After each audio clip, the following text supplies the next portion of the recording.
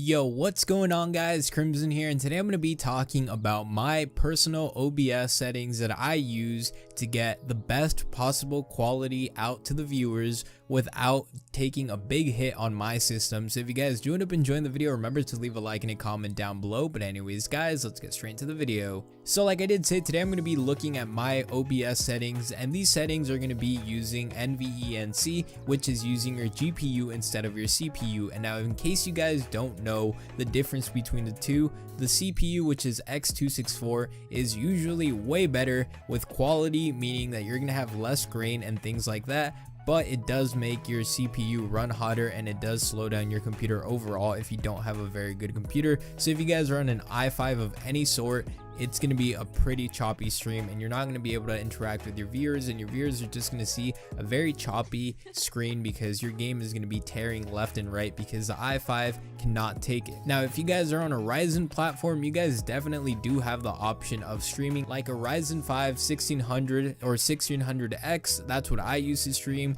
with X264. But today I'm going to be telling you guys how I use NVENC to record and stream, because I've been using it for the past 3 weeks on Twitch, and I've already reached affiliate, and I do think that it's a lot to do with my quality, because if my stream quality isn't good, then you guys aren't really going to want to stick around. You get what I'm saying? So this is going to be something that's going to help everyone out that doesn't have an i7 8700K or anything like that, anything too crazy, because this is going to help you out. If you have even a 960, a 970, a 980, I have a 980 and I use NVENC and it works perfectly fine for me. So this means that if you guys have a graphics card that has the NVENC option, which most of them do, then you guys will be perfectly fine. But anyways guys, let's switch over to my desktop. So now this is going to be a little bit tricky because I want to keep my overlay on so you guys can see everything, but I want to be looking at the webcam at the same time. So I'm going to be talking to you guys and then doing the settings and then going back and forth. So right now I'm going to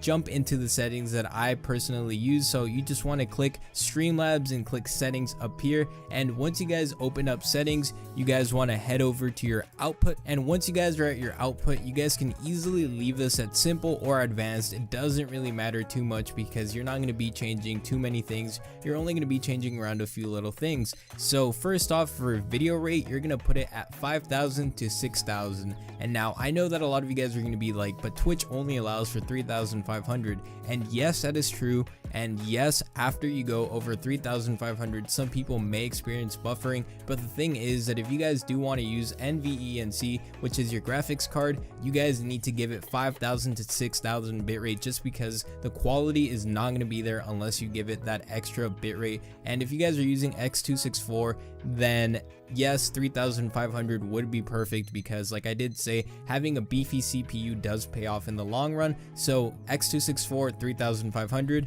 NVENC 5,000 to 6,000 bitrate. And obviously if we're going to be using NVENC, you might as well have it in the encoder list. That should have probably been the first thing I said. And the encoder preset, you want to keep this at default because it's not really that big of a difference between high quality, high performance, and all of that. In my opinion, it looks exactly the same, so it's just whatever, leave it at default. So once you guys are done with that, all you want to do is just head over to audio and make sure you have the right microphone selected, because if you don't, it's going to be picking up your webcam mic or something like that, and it's going to look really bad, and we don't want that happening.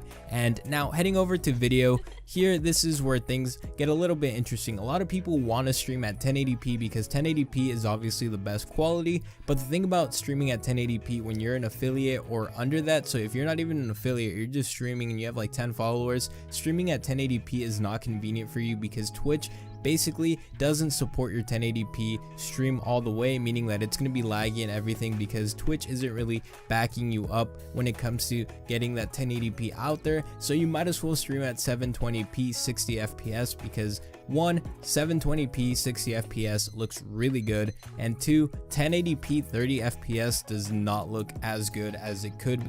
But you know, having a good computer does limit you, so you might as well just stream at 720p 60 fps to be able to keep all of your dank settings and be able to stream at a really good quality. And at the downscale filter, you're going to want to keep this at sharpened scaling 32 samples. This is going to help with the blurriness, so if you guys see grain in your stream and everything like that, setting this to 32 samples will try to contain all of that to make it less blurry, which I think is awesome of, you know, a program to do. And of course, for common FPS values, you're going to want to put this at 60 because a 60 FPS stream looks good all the time. Now for the advanced setting, you want to keep this at normal because you're going to be using your GPU, which means that you don't want to stress it out too much. Keep in mind that when you are using NVENC, if you guys are running Fortnite on epic settings with a GTX 1080, you guys might want to lower that just slightly because NVENC is using your graphics card to stream. So your graphics card is basically going to be streaming and gaming at the same time.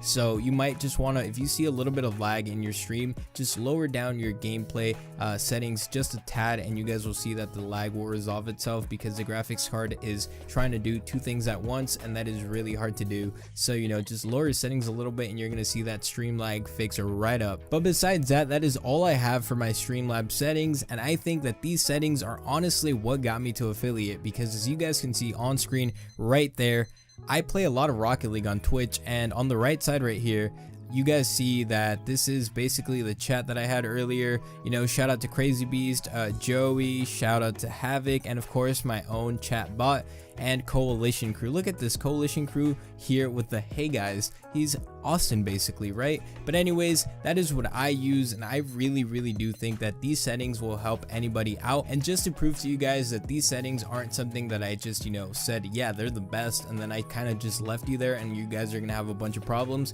Here are some people that I helped on Twitch because I watch these people personally on my free time. I watch these people all the time and I help them through their OBS to change the settings to what I just showed you guys, and this is basically what they have to say about those settings. So hopefully you guys enjoy, and you know, just keep in mind these are other streamers out there that are just beginning or do have a little bit of a head start compared to you guys, and they tried out these settings, and this is basically their honest opinion about how it changed their stream and basically what it looked like before and what it looked like after the settings were switched. So hopefully you guys enjoy this, and I'll catch you guys around.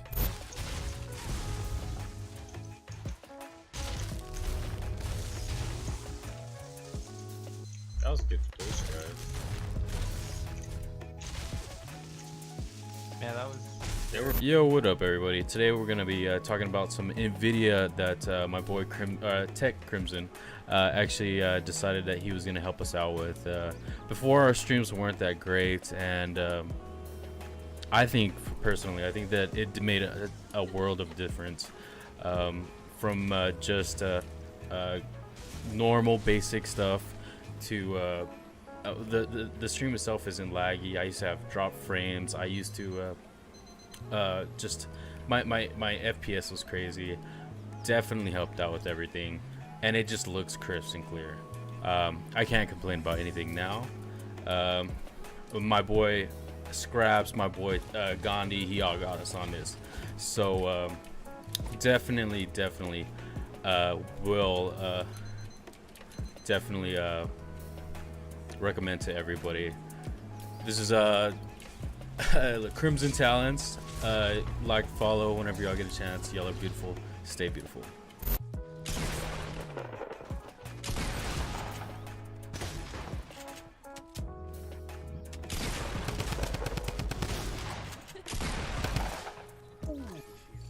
Good shit.